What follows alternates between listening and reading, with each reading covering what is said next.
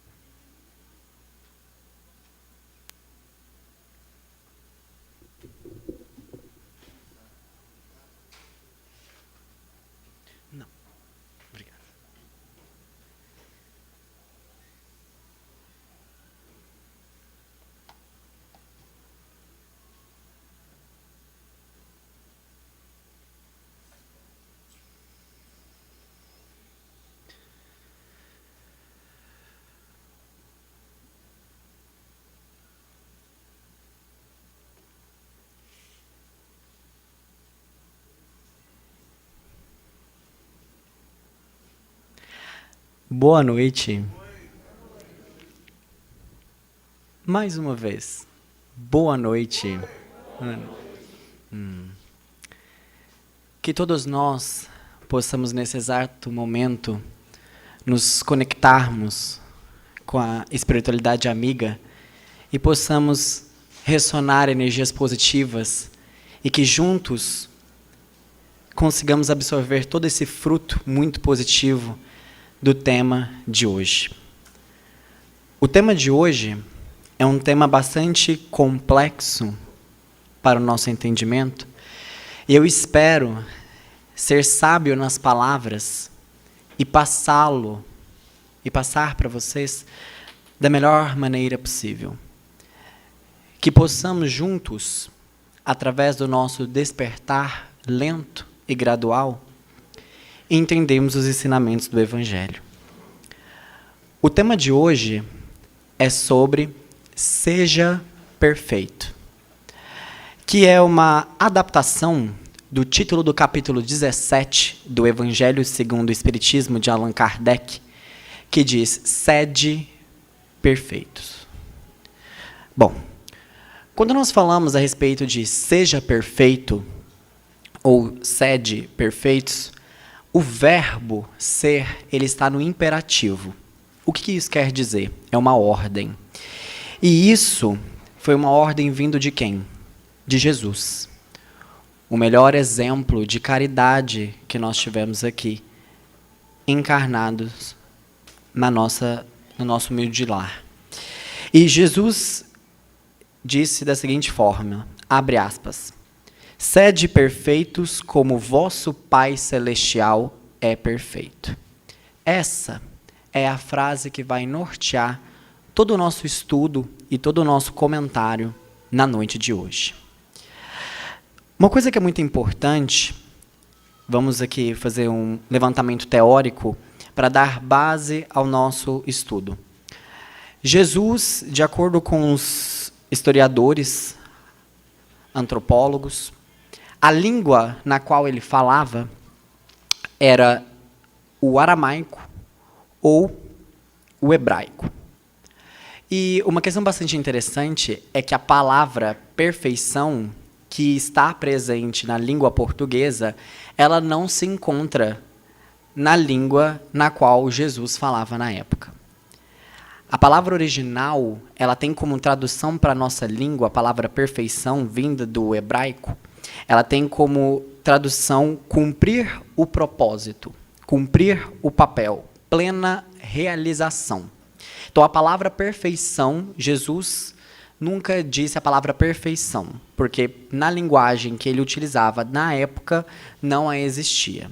Esse é um primeiro ponto. Um segundo ponto é que conhecimento é uma construção. Nós estamos na escala evolutiva e, com o passar do tempo, nós vamos evoluindo cada vez mais e novos ensinamentos são nos entregues. É interessante pensarmos como a natureza ela é perfeita na sua construção, né? Deus, como uma forma de nos dar um melhor exemplo, trouxe Jesus, que através das suas parábolas, através das suas atitudes, ele exemplificou o que hoje é escrito pelo Evangelho. Bom, quando nós pensamos que o conhecimento é uma construção e que nós, devido à nossa escala evolutiva, nós ainda somos muito pequenos, ainda existe muita coisa para a gente descobrir, mas com um pouco que a gente sabe, muita evolução já dá para a gente fazer. E quando a gente pensa na palavra perfeição, e nós já entendemos que naquela época aquela palavra não existia e que tinha um significado de perfeita realização, isso já nos gera algumas incógnitas relacionadas à primeira pergunta, à primeira frase que eu disse. Porque vamos a um seguinte ponto. Jesus deu uma ordem, seja perfeito. E pensando em perfeição como sendo o ato de cumprir algum papel. E aí, ele pega aos seus discípulos e fala, seja perfeito como vosso Pai Celestial é. Na doutrina espírita, nós definimos Deus, é uma das coisas que, na minha humilde opinião, é de máxima, numa dificuldade extrema de definição, né? Porque ele coloca que Deus é o fluido cósmico universal, o ser de todos os seres, o Criador, né? A causa natural. E aqui eu vou a um ponto muito importante. Quando a gente pensa nessa causa primordial, na causa primária de todas as coisas, pensando em algo do ato puro, né? Nada veio antes dele, depois dele ou durante ele. E fazendo uma analogia que é muito importante nós pegarmos sempre informações interessantes, Jeová é o Deus dos judeus. E compartilhando com vocês uma informação bastante interessante, Jeová. Je é o verbo em judaico que significa foi. O é, vá, será. Na palavra Jeová existem as conjugações verbais do verbo ser nos 3 tempos: passado, presente e futuro. Jeová é Deus em judaico. Quando nós pensamos nessa ideia e pensamos que é algo atemporal, uma pergunta que se fica, e é bastante importante nós pensarmos, se Deus é a perfeição máxima, seria possível nós alcançarmos tal perfeição? É o primeiro ponto. E o Evangelho vem justamente trazer essa analogia já logo no primeiro parágrafo, E a resposta é não. Não é possível. Porque se nós alcançarmos a perfeição do Pai, nós nos igualaríamos a Ele. E isso é algo que, na nossa condição, é impossível.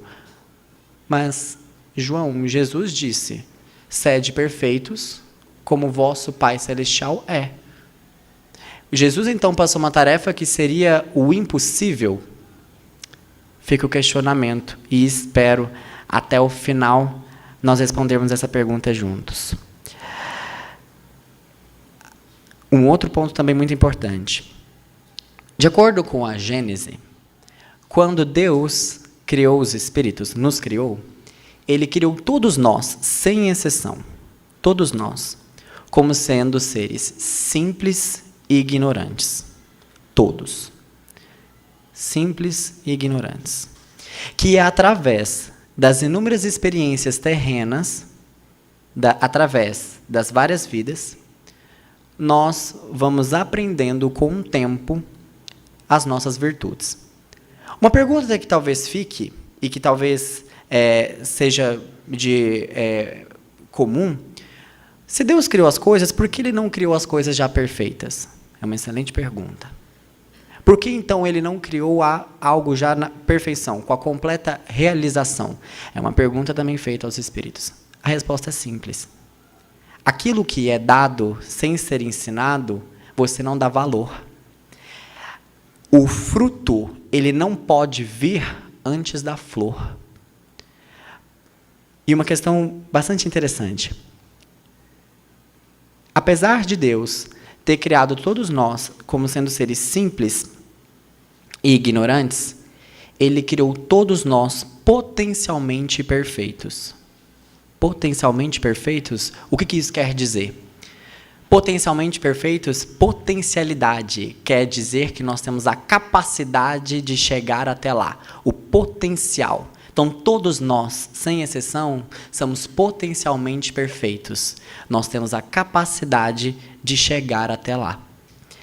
Então, uma questão que é válida de nós refletirmos é que, apesar de sermos seres simples e ignorantes, Deus nos deu a oportunidade de termos a potencialidade dentro de nós, ou seja, de nós termos a força para buscarmos esse caminho. E aí eu entro para uma ressalva. Deus, a todos, sem exceção, Ele nos forneceu a capacidade de sentir dor. Todos nós sabemos o que é dor. E foi uma pergunta feita aos espíritos. Por quê? Por que todos, até da pequena criança, do pequeno bebê, até o idoso, todos eles sabem o que é dor?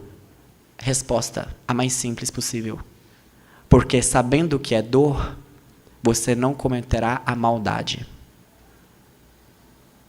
Então, Deus, na sua infinita sabedoria, nos fornece o conhecimento da dor para que não a pratiquemos. Agora, amor, paz, caridade são sentimentos e virtudes que nós não nascemos sabendo dessas características. Nós aprendemos ao longo da nossa caminhada o amor, a justiça, a caridade, o perdão. E aí veio de novo a pergunta: por que então Deus não forneceu esse conhecimento prévio dessas virtudes, que são o que nós estamos buscando aqui? Por que Ele não forneceu esse conhecimento prévio antes?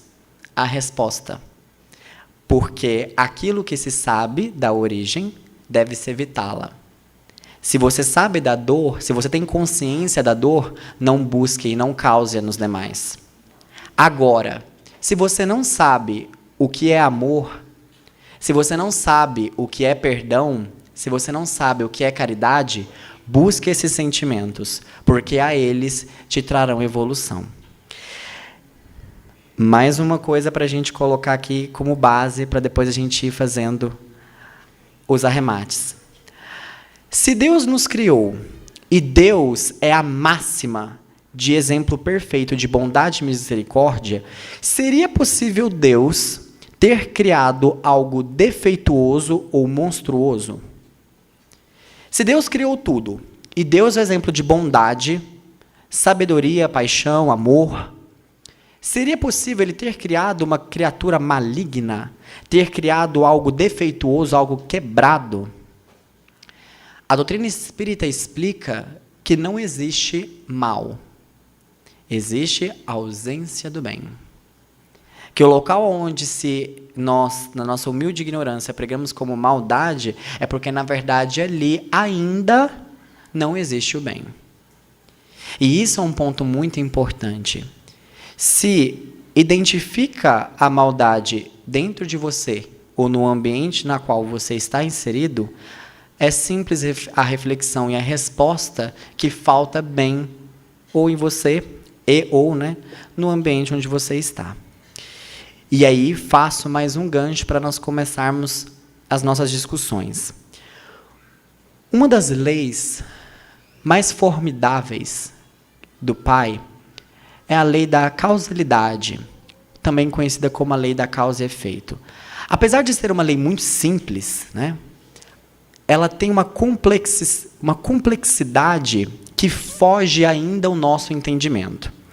A lei de causa e efeito, simples. Aquilo que você planta, você colhe. Tem uma frase que eu acho sensacional que diz o seguinte: a vida, ela não é um mar de rosas, mas com certeza ela é um mar de sementes. Realmente, se for parar para pensar, realmente. Nem tudo é um mar de rosas, mas tudo é semente. Concordo.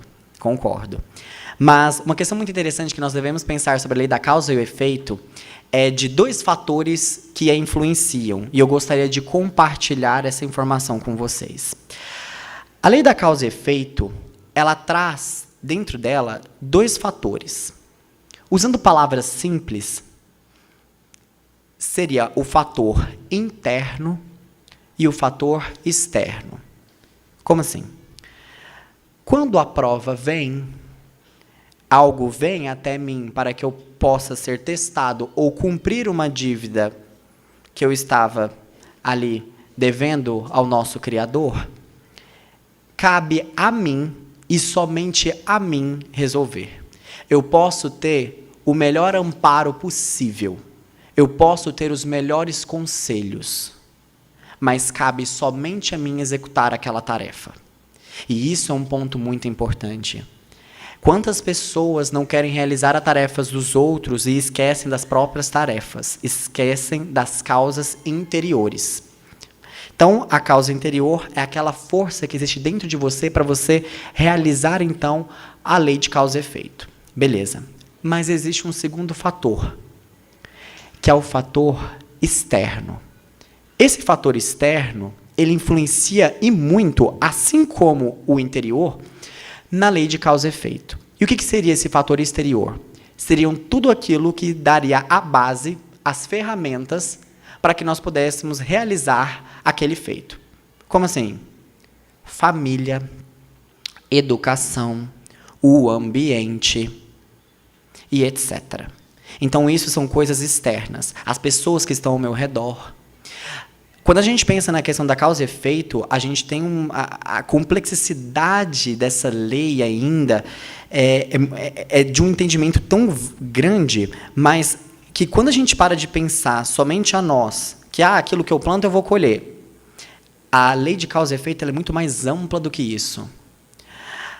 No livro, agora você tem muito falado, na transição que nós estamos passando no exato momento, que nós estamos saindo do mundo de provas e expiações para um mundo de regeneração. E Divaldo comenta justamente sobre uma sombra, uma nuvem, que está ao redor do nosso globo terrestre, uma nuvem preta, que tem impedido que a luz divina tenha chegado sobre aqui. E a pergunta que se foi feita é, de onde vem essa nuvem acinzentada que impede com que a luz chegue à nossa superfície? A resposta vem dos pensamentos do homem. Vem dos pensamentos do homem. O homem tem cultivado e semeado ódio, rancor. E isso tem ressonado para a nossa atmosfera. E isso é um fator externo dentro da lei de causa e efeito. Feito, então, todos esses raciocínios, vamos, então, agora começar a respondê-los, né? E a juntar todos eles. Quando nós pensamos, lá no início, no imperativo, né, na ordem da perfeição, em que Jesus vira e fala assim, seja perfeito, como seu Pai Celestial é. E nós vimos que o Pai Celestial é supremo. É impossível nós alcançarmos tal perfeição. Só que aí, eu quero, junto com vocês, causar uma seguinte reflexão muito interessante. Imaginemos nós aqui na Terra. E eu vejo o horizonte. E eu falo para você, olha, a sua meta era alcançar o horizonte. A sua meta é alcançar o horizonte. Beleza? Beleza. Nós sabemos que a Terra é redonda, né? Então, fomos. Vamos lá, bora. Vamos alcançar todo mundo o horizonte. Alguém vai conseguir chegar no horizonte? Não. Você pode estar em qualquer lugar da Terra. Você pode andar o que for. Mas você nunca conseguirá chegar ao fim daquele horizonte. Aí você vira e fala assim, mas então quer dizer que eu nunca vou atingir a perfeição? Faça um adendo. Todo excesso, ele esconde uma falta. Todo excesso, ele esconde uma falta. Na nossa linguagem, o excesso de perfeição, chamado perfeccionismo, né? Ele esconde uma falta. Muitos se atentam no perfeito. Muitos se atentam no horizonte. Mas esquecem que o primordial não é o objetivo, é o caminho. É o caminho. A partir do momento em que eu começo a refletir, que o caminho é o que importa, e que, pensando nessa ideia, eu nunca vou chegar na perfeição, então sempre eu vou ter um caminho. Meu caminho nunca vai terminar, sempre haverá uma continuidade. E aí nós entramos numa ideia do infinito, que é algo que ainda é muito complexo para nós. Mas o que Jesus quis dizer com aquilo? Naquela época, as pessoas não tinham ainda o conhecimento necessário para absorver tal nuance que eu estou comentando aqui com vocês. Quando Jesus disse àquelas pessoas, sejam perfeitos, né? Sejam perfeitos como o vosso Pai Celestial é, eles não tinham a capacidade intelectual ainda para falar, mas peraí, Deus é a máxima da perfeição, então eles não tinham essa nuance. Por isso, de Jesus falar assim. E por quê? Ele traçou uma meta. Ele falou, seja perfeito, assim como vosso Pai. Ele entregou àquelas pessoas um caminho. Ele entregou àquelas pessoas uma luz. Algo a ser seguido. Ou seja, ele entregou àquelas pessoas um modelo. Porque é muito fácil eu virar para vocês e falar o seguinte, eu quero que vocês façam tal coisa. Mas eu não ensinar como fazer isso. Por exemplo, me entregue um peixe, por favor. Tá. Para uma pessoa que talvez tenha certas habilidades de pescaria, vai ser uma tarefa muito simples. Agora, para uma pessoa que nunca pegou numa vara e num anzol, é extremamente complicado. Então, como que eu vou cobrar algo se eu não faço, se eu não entrego um meio, se eu não dou um norte? Isso é algo muito importante. Então, a questão do imperativo, da ordem que Jesus colocou naquela época, foi para justamente traçar um modelo, algo a ser alcançado por aquela população naquela época, como se fosse o horizonte. Só que, trazendo agora para a nossa atualidade, né, com os ensinamentos que o Evangelho nos coloca, é que é algo que é impossível de ser alcançado. Nós não vamos alcançar a perfeição. A perfeição nós não alcançaremos. Mas, esse não é o ponto. O ponto é o quê? O caminho na qual nós iremos trilhar até chegar a esse ponto. Mas, João, a gente não chega a esse ponto.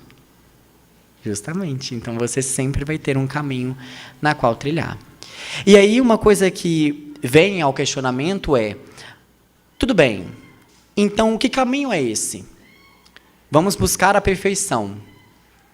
Se eu pudesse resumir em uma única palavra, a palavra seria caridade. Essa seria a palavra, caridade. Se nós pudéssemos imaginar perfeição e o caminho, nesse caminho estaria escrito no solo dela, caridade. Seria o caminho. Seria através da caridade que nós conseguiríamos desenvolver todas as outras virtudes. Desenvolver aquele amor isento. Amor isento é... As pessoas, infelizmente, elas não têm sabido amar verdadeiramente o próximo. Por quê? Vamos lá. Se eu amo algo, querendo algo em troca para mim, me desculpe, isso não é amor. Isso é egoísmo. Quando você faz alguma coisa querendo receber algo em troca, você está sendo egoísta. Você não está pensando no outro. Você está pensando em você. Dói. Eu sei que dói. Mas ter esse despertar é muito importante. Um outro despertar também. As pessoas elas fazem as coisas querendo receber algo em troca.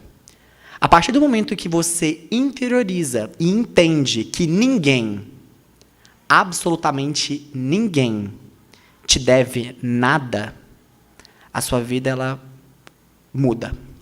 Você pode fazer o que for. Ninguém te deve nada. Nada. Nossa, mas eu estou sendo tão amoroso, estou sendo tão bondoso que eu não sei o que tem.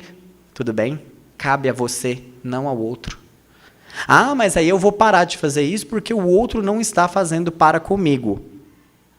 Então, é aquela história que a sua mãe te contava desde criança. Você, Maria, vai com as outras? Então, se o outro para de fazer, você também vai parar. Isso se chama orgulho.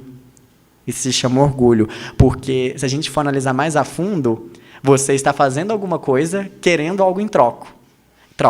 Então, querendo ou não, chegamos aonde? No egoísmo. Tem uma passagem do Evangelho que diz que todas as malezas do ser humano, elas se resumem em egoísmo. Cabe, se você vai pensando, acaba que tudo cai a egoísmo. Mas, enfim. Então, quando nós pensamos naquele amor isento, o que seria o amor isento? É justamente não cobrar nada em troca. Não esperar nada em troca. Entendam, aquilo que eu faço ou deixo de fazer é da minha responsabilidade. Aquilo que você faz ou deixa de fazer é da sua responsabilidade, não minha.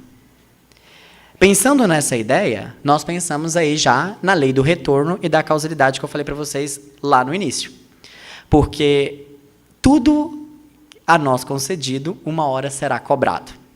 Então, é importante que nós entendamos que nós estamos aqui, nessa vida terrena, para trilhar o nosso caminho da perfeição. E, meus amigos, viver, estar aqui, é uma dádiva, é um privilégio. Existem coisas que, quando a gente vai analisar mais a fundo, nós temos que ser muito gratos, porque não tem experiências e tem ensinamentos que somente vindo aqui nós teríamos ter a capacidade de entender. Sem a prova, sem o meu irmão do lado, sem aquele desafio, aquela dor, eu não teria chegado aonde eu estou hoje. E é um ponto muito importante. A minha sabedoria, ela flui de uma fonte superior. E eu reconheço em ti essa fonte. Então, trabalhemos juntos. É um ponto muito importante.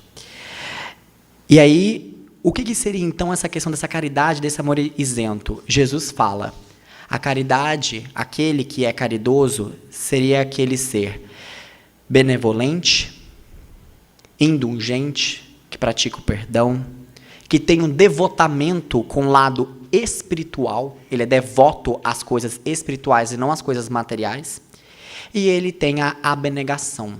Abnegação, o desprendimento, não é apegado a coisas materiais. Quando a gente vai parar para pensar nesses 4 pontos, benevolente, indulgente, devotamento e abnegação, a gente já vê que a gente já está longe de praticar essa caridade. Mas Jesus fala que é uma modificação lenta e contínua. Nós não podemos utilizar desse entendimento, desse estudo, algo para virar e falar assim, é algo inalcançável, eu nunca vou alcançar, e você entra em colapso e fala, não. Porque, na verdade, nós temos que buscar sermos versões melhor de nós mesmos a cada dia. Né? E é tão interessante quando nós olhamos para trás e vemos que nós mudamos de maneira positiva, cada um no seu passo, cada um no seu tempo. E isso é algo muito importante, porque, de novo, o nosso entendimento é tão pequeno, mas eu trago para vocês uma questão até bastante complexa de um dos cientistas mais famosos que a humanidade já viu, que é Albert Einstein. Albert Einstein, ele teve uma teoria que quebrou N paradigmas quando ele virou e falou o seguinte, tempo é relativo. João Vitor, como assim? Quando ele fala que tempo é relativo, é porque existem espaços em que o tempo pode durar mais e locais onde ele pode durar menos. Então, é relativo. Cada um tem o seu relógio. E um ponto muito importante, nós sempre comparamos com o outro, né? E isso é uma questão tão ruim porque, vamos refletir juntos. Você está no seu caminho, o seu irmão também está nesse caminho, e você faz as comparações. Mas, nossa, o fulano é tão mais evoluído do que eu, ele faz isso, que eu não sei o que tem, e a gente se cobra muito, né? A gente exige muito da nossa pessoa. Mas uma questão que eu te falo, e isso é uma coisa que me conforta, é a única pessoa que sabe da sua obra por completo é você mesmo. E só você. E Deus, que não é uma pessoa. Somente essas 2 coisas. Deus e você. Somente você. Nem seu pai e a sua mãe, o seu melhor amigo, sabe toda a sua história. O seu livro. Somente você tem esse livro. A pergunta que eu te faço é, você compara uma obra completa com meras páginas que são entregues dos demais? Você vai comparar um livro inteiro com alguns recortes? Fica o questionamento. E aí, uma questão que tem muito nos chamado agora a atenção é sobre o avanço científico que nós temos. Do tempo para cá, a ciência tem desenvolvido muito. Vocês não têm ideia. Estudos mostram que o desenvolvimento tecnológico que nós tivemos no século passado, de 1901 até 2000, que foi considerado o boom da tecnologia, Albert Einstein, Rutherford, Marie Curie, os caras assim, O desenvolvimento que nós tivemos nesse século, em 100 anos, ele já foi superado em 20 anos do nosso atual século. Em 20 anos. O desenvolvimento material e tecnológico está absurdo. A nanotecnologia, a robótica, são coisas que estão disparadamente mudando as nossas visões de mundo. Só que aí vem uma ressalva. Nós temos desenvolvido muito no quesito material, no intelectual, Mas como tem ficado o nosso desenvolvimento na moral? O progresso material, ele tem nos distanciado do verdadeiro objetivo.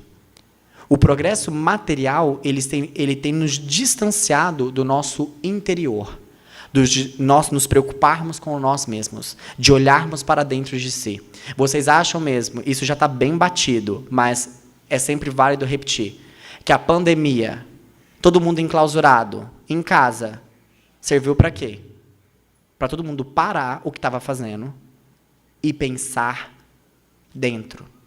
Pensar em você. Olhar para as pessoas que estão à sua volta. Quantas pessoas não estavam vivendo de maneira robotizada? Acordavam, comiam, dormiam, acordavam, dormiam, nananana, e aquele ciclo vicioso, e etc, etc, etc. A pandemia, ela não vem por acaso. Ela não vem por acaso. E aí vem aquela questão, tá, João, mas beleza, você falou que o caminho da perfeição é a caridade, falou de ser benevolente, indulgente, ter abnegação e etc. Mas tá, ainda um pouco complexo. O Evangelho traz para nós, o Evangelho é sensacional, né, meus queridos?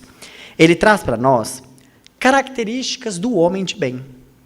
E aí, eu vou apontar para vocês aqui, em ordem, conforme o nosso Kardec foi escrevendo lá para a gente. Então, lá no Evangelho segundo o Espiritismo, no capítulo 17, tem uma parte do capítulo lá, um subtópico que diz: caracteres do homem de bem. Vamos lá?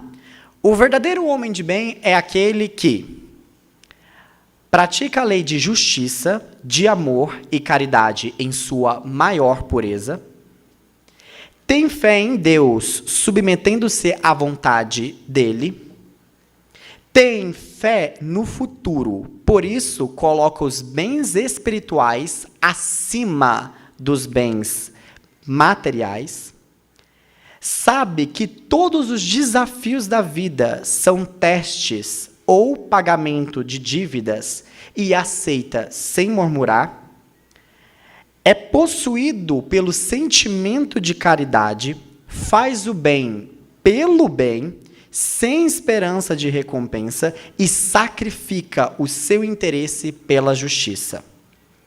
É bom para com todos, porque vê irmãos em todos os homens, sem exceção de raças ou crenças.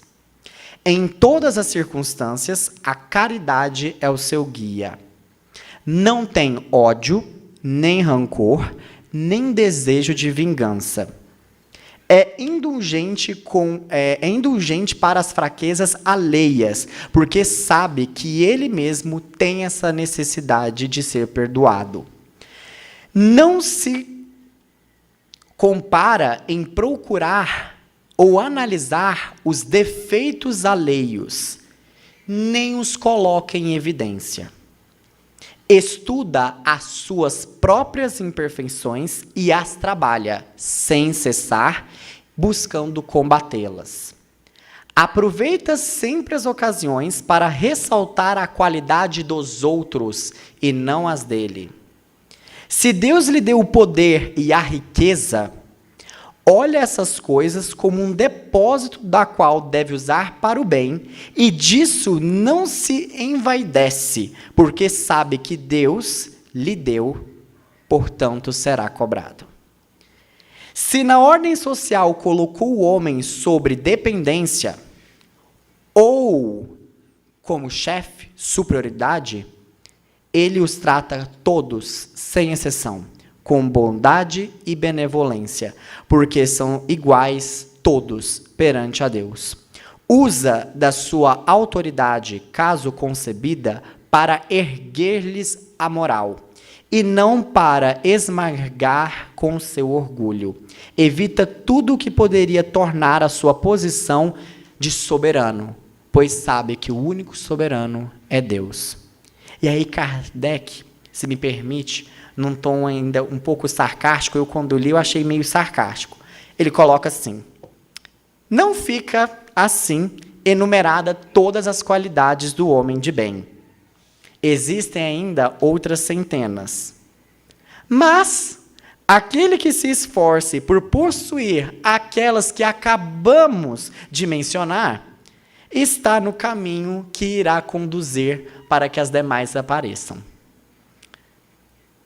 E aí ele faz uma ressalva muito importante, que é uma questão que nós devemos entender. Olha a questão da quantidade de situações que foram propostas, né? A gente vê, então, que a gente está longe de ser um homem do bem. Mas, sabe o que isso remete, meus amigos? Ao que eu falei para vocês no início da nossa conversa. É algo inalcançável. É algo inalcançável. Nós não vamos alcançar. Mas é valorizar o caminho para chegarmos até lá. São tantas coisas que nós devemos praticar e cultivar e analisar e pensar e um dia após o outro, de maneira lenta, gradual e feita com o coração. Ele coloca um ponto muito importante. Não adianta eu estar aqui e passar uma excelente compreensão para vocês, um excelente entendimento, porque disso ele coloca que não vale nada. Ele põe entre aspas, ele faz até uma ressalva. Olha, os espíritas que aqui estão lendo o Evangelho, uma ressalva muito importante para vocês. Vamos compreender bem, mas, sobretudo, vamos sentir. E isso é o essencial. Quantos não são aqueles que sabem dos ensinamentos de Jesus, do Evangelho, podem proferir ali palavras incríveis, mas não as aplica. E não uma questão só de aplicação, mas não as interioriza. É muito importante que a gente pare e pense sobre isso. Nós estamos aqui, estamos estudando, estamos compreendendo, estamos transmitindo conhecimento, isso é muito importante. Mas o essencial é levarmos isso para dentro de nós. Porque o despertar é lento, gradual e individual de cada um de nós. Infelizmente, o meu irmão não consegue vir até mim e causar o despertar em mim. Não. Mas ele pode me auxiliar. Porque, igual a gente comentou, ele é uma causa exterior e ele influencia na lei de causa e efeito. Como assim? Suponhamos que eu tenho uma prova, uma expiação, que seja. E, para que eu consiga realizá-la, eu dependo do meu irmão para cumpri-la. Eu vou fazer a tarefa, mas eu dependo dele para me auxiliar, para me dar a oportunidade, então, para eu fazer aquilo. Suponhamos nessa situação, que eu tenho uma situação que eu tenho que rever na empresa, mas eu preciso da autorização do meu chefe para que eu cumpra aquele papel. Vamos parar de pensar só aqui, mas no amplo. A esse chefe, também está sendo aplicada a lei de causa e efeito, e você, no caso, que precisa dessa permissão, é a causa exterior desta prova. A espiritualidade chega e fala assim: e aí, chefe, você está sabendo aplicar esse cargo que te foi entregue? Vamos ver? O irmãozinho ali vai tentar cumprir uma prova. Você vai conceder a ele essa tentativa? Então, a gente começa a analisar que as coisas elas estão todas conectadas entre si. E o primordial de todos: a teoria, ela é essencial, mas a prática é necessária. Ela é necessária. Que nós possamos mais enxergar o fenômeno, dar valor ao fenômeno, do que a teoria por trás, as definições. Pensando nessa ideia, eu gostaria de fazer uma analogia e contar aqui para vocês uma das parábolas do nosso mestre. A parábola que nós vamos refletir aqui, para dar mais um embasamento do nosso estudo, é a famosa parábola do semeador. Jesus um dia acorda pela manhã e sai para caminhar. Saindo para caminhar, ele para beira-mar e logo uma multidão de pessoas vão ao encontro daquele esplendoroso Espírito. E Jesus começa então a contar-lhes a parábola do semeador, da seguinte forma: aquele que semeia saiu para semear e começou a jogar sementes. A primeira semente caiu rente ao solo, na superfície do solo, e logo os pássaros a vieram e a devoraram. A segunda semente, o segundo conjunto de sementes, caíram sobre um solo que possuíam bastante pedras e pouco solo, muita pedra, um solo pedregulho, sabe? As sementes caíram. Elas brotaram, começaram a germinar. Mas, devido à ausência de solo, devido à raiz não ter sido bem firmada, quando o sol chegou, todas foram queimadas. Um terceiro conjunto de sementes foi jogado em um solo até bom, mas era um solo que tinha muitos espinhos. Elas brotaram, mas foram abafadas pelos mesmos. E o último conjunto de sementes foi jogado em uma boa terra. Nessa boa terra, aquela uma semente deu 30, que deu 70, que deu 100. E Jesus disse: meus irmãos, ao primeiro conjunto de sementes que foram jogadas no solo e os pássaros vieram e comeram logo em início, são aquelas pessoas em que a palavra chega até elas, mas elas não as aceitam. O famoso entra por um ouvido, sai pelo outro. Já o segundo grupo de sementes, que foram aquelas que foram jogadas em um solo que tinham muitas pedras, referem-se àqueles irmãos que recebem a mensagem, guardam ela um pouquinho para dentro de si, mas não a trabalham, não fixam, não criam raízes, e logo elas morrem. O terceiro grupo são daqueles irmãos que a mensagem chega, cria raízes, mas o excesso do materialismo e a falta da espiritualidade de enxergar para o interior, que seriam ali os espinhos, abafam aquela semente e ela não se desenvolve. E o quarto grupo de sementes, em boa terra, é aquele que propõe o equilíbrio perfeito entre o materialismo e o espiritualismo, que enxerga que uma semente ela precisa de cuidados.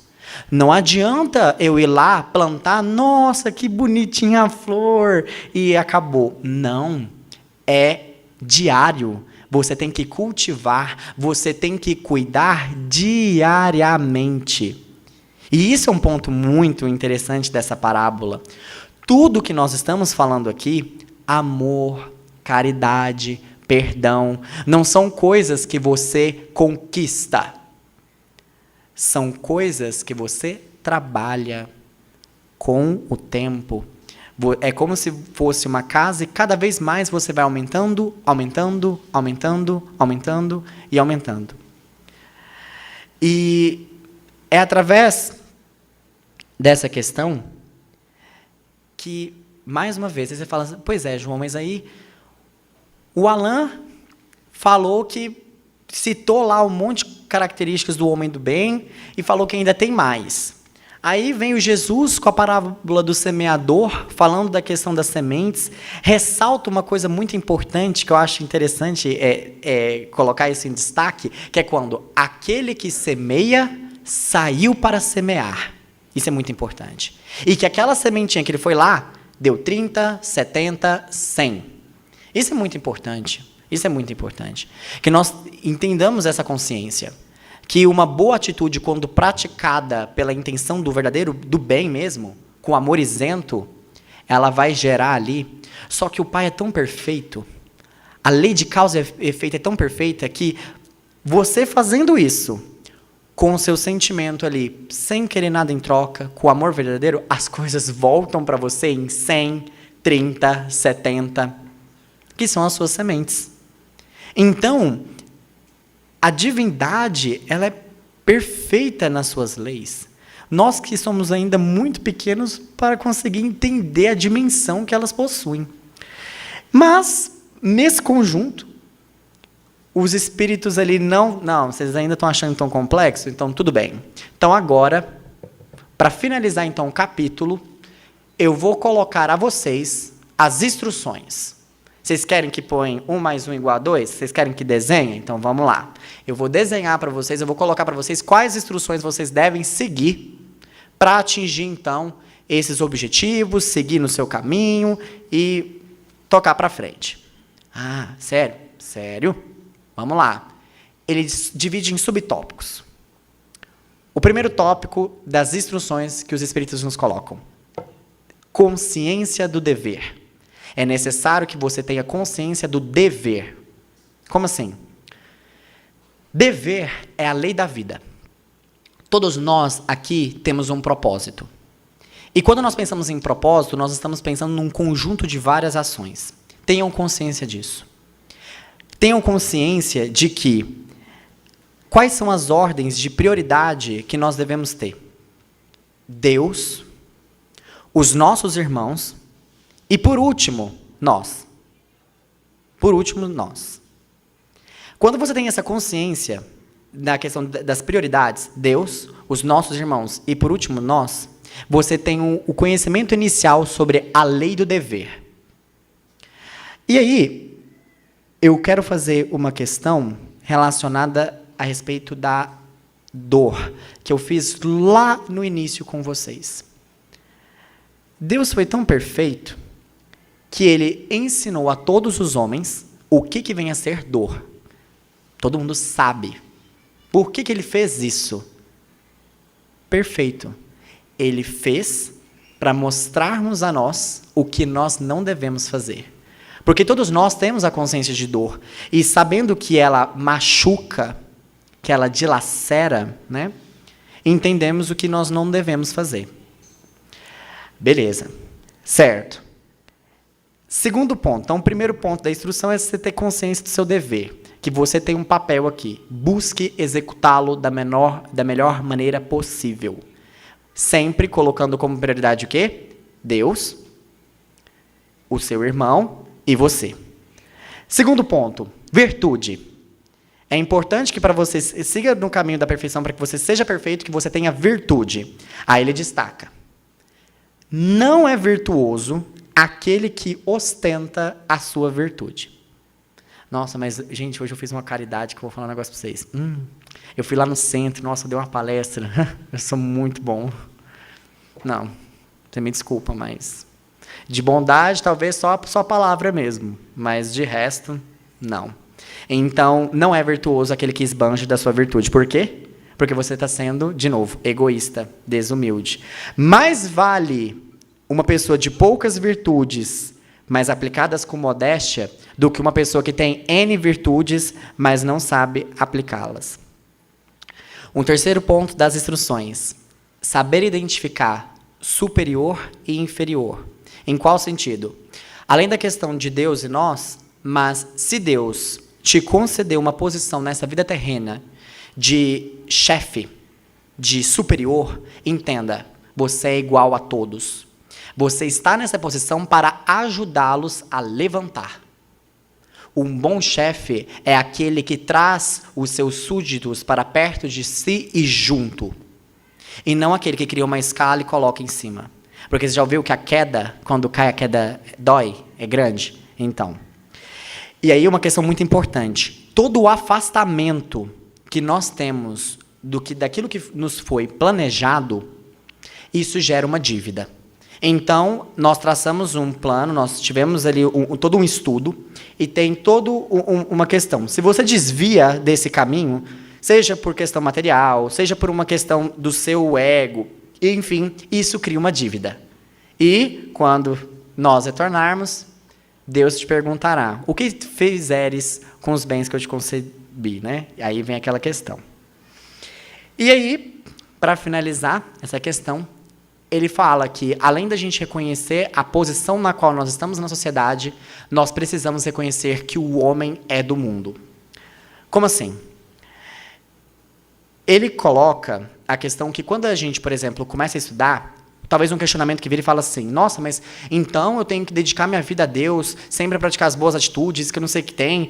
Meu não consiste em virtude assumir algo cegamente.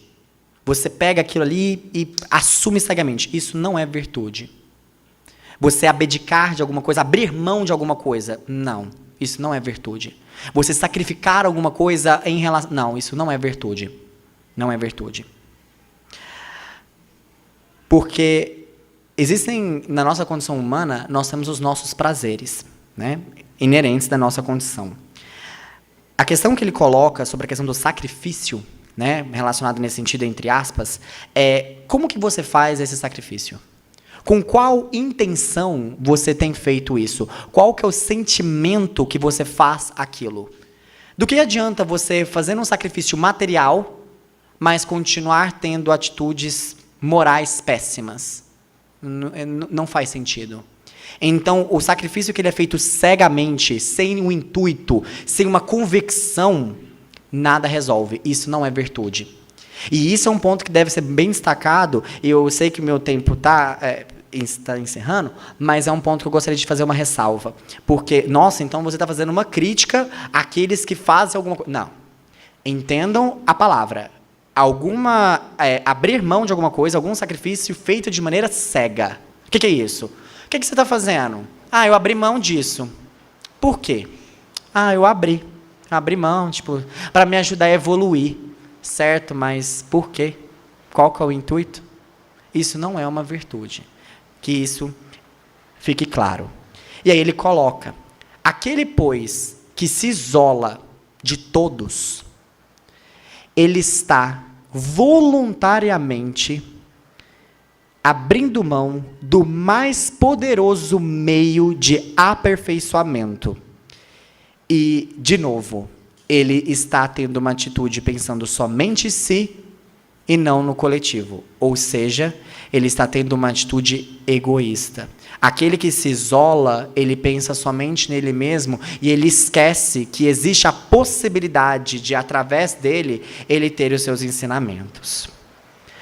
Bom, para finalizarmos, eu gostaria, se vocês me permitem, de ler uma mensagem a respeito de tudo que nós refletimos hoje sobre Seja Perfeito.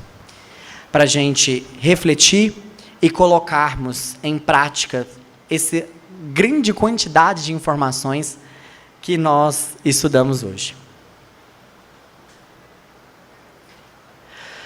Seja perfeito.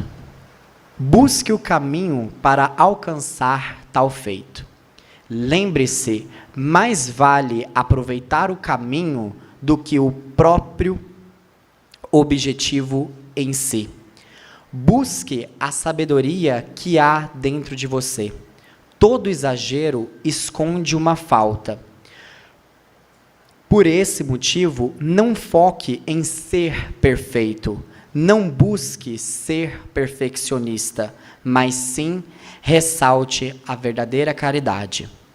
Ame ao teu próximo, não somente aqueles do seu convívio e da sua adoração. Se assim fosse, essa seria uma tarefa muito fácil.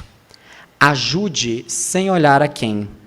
Ajude com a consciência de que ninguém, absolutamente ninguém, te deve nada. Viva em sociedade. Através do convívio, terá oportunidades ímpares de colocar em prática tudo aquilo que tanto estudas. Lembre-se, mais vale a aplicação do que a própria teoria, pois, através da ação, sempre haverá uma consequência. Eis a lei de causa e efeito. O despertar é um processo lento e gradual. Por isso, não se afobe, não exija demais, mas não faça dessa consciência uma zona de conforto.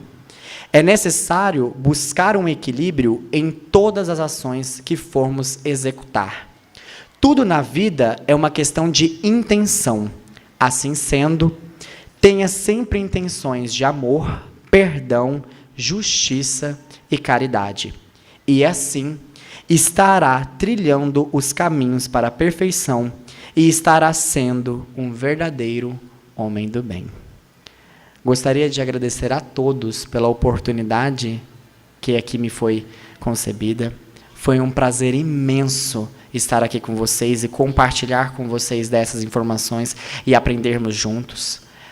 Que a espiritualidade possa a todos nos guiar para o caminho do bem, para o caminho da perfeição.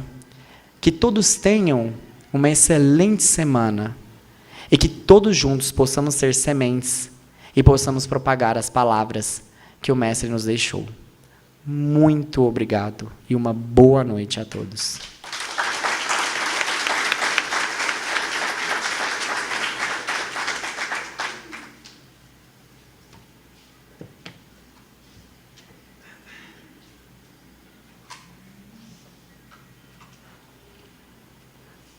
Você que vai encerrar? Pediram essa missão. Que honra. Parabéns, senhor. Obrigado, pai.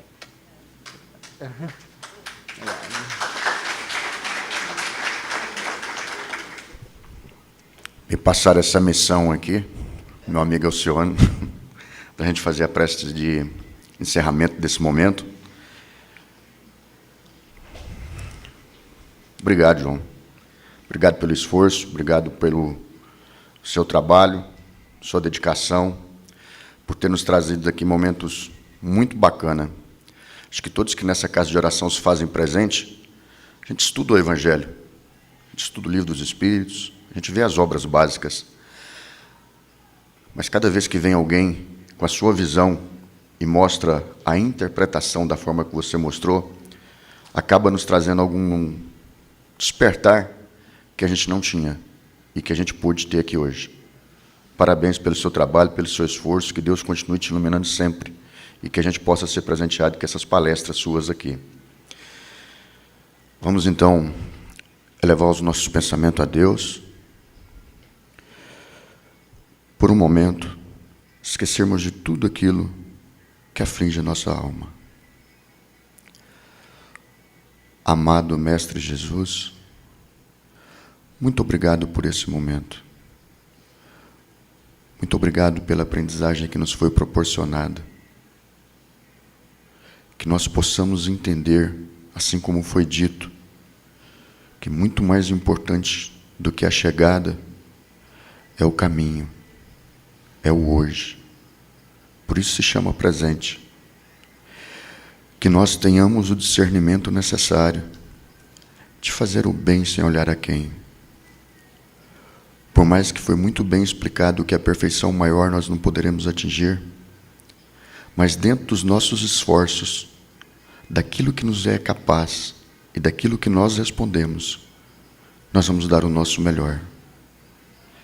Cabe a mim começar a semear cada semente, tendo a plena convicção que ela retornará através da lei de causa e efeito. Senhor meu Deus, pedimos pelos países que se encontram em confrontos, pela Rússia, pela Ucrânia, por todos os nossos irmãos. Os nossos irmãos não são só esses que estão aqui do nosso lado. Eles também são os nossos irmãos.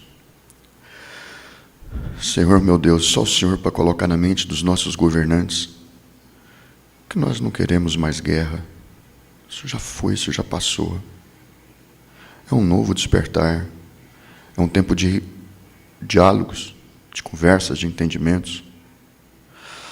Faça com que os nossos governantes possam ver que a partir do momento que eu tenho que colocar uma vida em jogo,